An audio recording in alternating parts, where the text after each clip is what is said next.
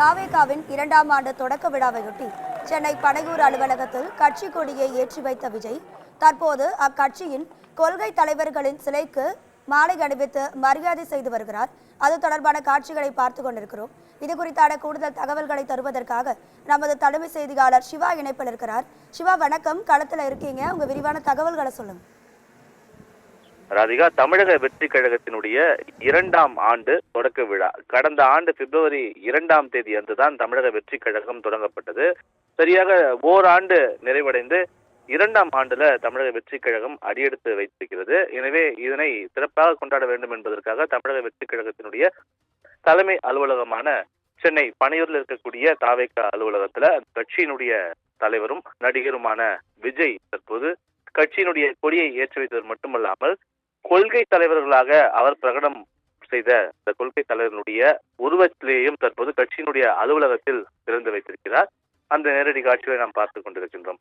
குறிப்பாக அவருடைய கொள்கை தலைவர்களாக காமராசர், பெரியார், அம்பேத்கர், வேலு நாச்சியார், அஞ்சலை அம்மாள் ஆகியோரை கொள்கை தலைவர்களாக ஏற்று அவர்கள் வகுத்து தந்த பாதையில் பயணிப்போம் என்ற ஒரு சூழ்நிலையை கடந்த முறையே மாநாட்டின் போது அந்த சூழலை அவர் ஏற்றிருந்தார். இந்த நிலையில கொள்கை தலைவர்களாக பிரகடனப்படுத்தப்பட்ட அவருடைய உருவச்சிலை இன்றைய தினம் கட்சியினுடைய அலுவலகத்தில் அவர் திறந்து வைத்திருக்கிறார். தமிழக வெற்றி கழகம் முழு அரசியல் பாதையில் பயணிக்க வேண்டும் என்பதற்காக அவர்கள் தங்களுடைய மாவட்ட செயலாளர்கள் நியமனம், அதே போன்று மாநில அளவில் பொறுப்பாளர்கள் நியமனம் உள்ளிட்ட பல்வேறு பணிகளை அந்த கட்சியினுடைய தலைவர் மேற்கொண்டு வருகிறார். அந்த அடிப்படையிலேயே இதுவரை கிட்டத்தட்ட ஒரு 60க்கும் மேற்பட்ட மாவட்ட செயலாளர்கள் நியமனம் என்பது செய்யப்பட்டிருக்கிறது.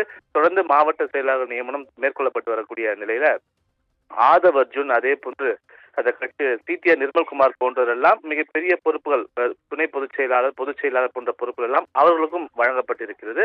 அது மட்டுமல்லாமல் அதிகாரப்பூர்வமாக செய்தி தொடர்பாளர்கள், கொள்கை பரப்பு செயலாளர்கள் உள்ளிட்ட பல்வேறு பொறுப்புகளையும் அவர் அறிவித்திருந்தார். இந்த நிலையில்தான் 2026 சட்டமன்ற தேர்தலில் முழு மூச்சோடு தமிழக வெற்றி கழகம் இறங்க வேண்டும் என்பதற்காக அதற்குரிய பணிகளை ஒவ்வொருவரும் மேற்கொள்ள வேண்டும். களத்தில் இறங்கி தங்களுடைய பணிகளை அவர்கள் மும்முரப்படுத்த வேண்டும் என்பது தொடர்பான அறிவுரைகள் ஏற்கனவே இந்த மாவட்ட செயலாளர்களாக நியமிக்கப்பட்டவர்களுக்கு நேரடியாக சந்திக்கும் போது விஜய் அறிவுரையை வழங்கியிருந்தார். எனவே அந்த அறிவுரைப்படி ஒவ்வொருவரும் செயல்பட வேண்டும் என்று தெரிவித்திருந்த நிலையில இந்த 2ஆம் ஆண்டு தொடக்க விழா என்பது பனையூரில் இருக்கக்கூடிய அந்த கட்சியின் அலுவலகத்தில் பிரம்மாண்டமாக நடைபெற்று வருகிறது. தொடர்ந்து அரசியல் களத்தில் தமிழக வெற்றி கழகம் பல்வேறு பணிகளை மேற்கொள்ள வேண்டும். அதிலும் குறிப்பாக 2026 சட்டமன்ற தேர்தலை மையமாக கொண்டுதான் செயல்பட வேண்டும் என்பது மட்டுமல்லாமல் கூட்டணிக்கான அச்சாரத்தை ஏற்கனவே அவர் இந்த 2ஆம் ஆண்டு தொடர்பான எழுதியிருக்கக்கூடிய அந்த மடல் மூலமாக விடுத்திருந்தார்.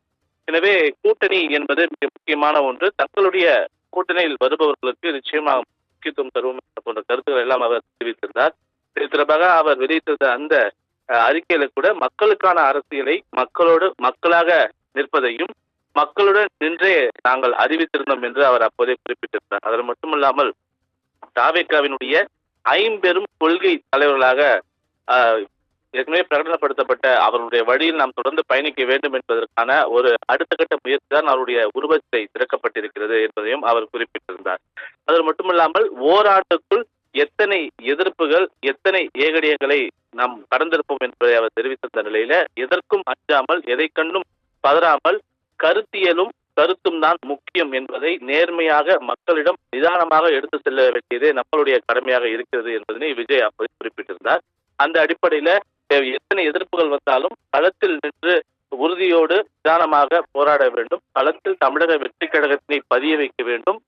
கட்சி முழுமையாக அனைத்து மாவட்டங்களிலும் செயல்பட வேண்டும். பூத் வாரியாக நிர்வாகிகள் நியமனம் செய்யப்பட்டு முழு வீச்சோடு மக்களுக்கு தேவையானவற்றை நாம் செய்ய வேண்டும் என்ற போன்ற பல்வேறு அறிவுரைகள் கட்சியினுடைய நிர்வாகிகளுக்கு வழங்கப்பட்டிருக்கக்கூடிய நிலையில இந்த 2ஆம் ஆண்டு தொடக்க விழா என்பது தற்போது பனையூரில் இருக்கக்கூடிய இந்த அலுவலகத்துல வெகு சிறப்பாக கொண்டாடப்பட்டு 5 பெரும் கொள்கை தலைவர்களுடைய உருவச்சிலையையும் தற்போது அந்த கட்சியினுடைய தலைவர், தமிழக வெற்றி கழகத்தினுடைய தலைவராகவும் நடிகராகவும் இருக்கக்கூடிய விஜய் திறந்து வைத்து நிர்வாகிகளிடையே உரையாற்ற இருப்பதாகவும் தகவல்கள் வெளியாகி இருக்கின்றது. ராதிகா,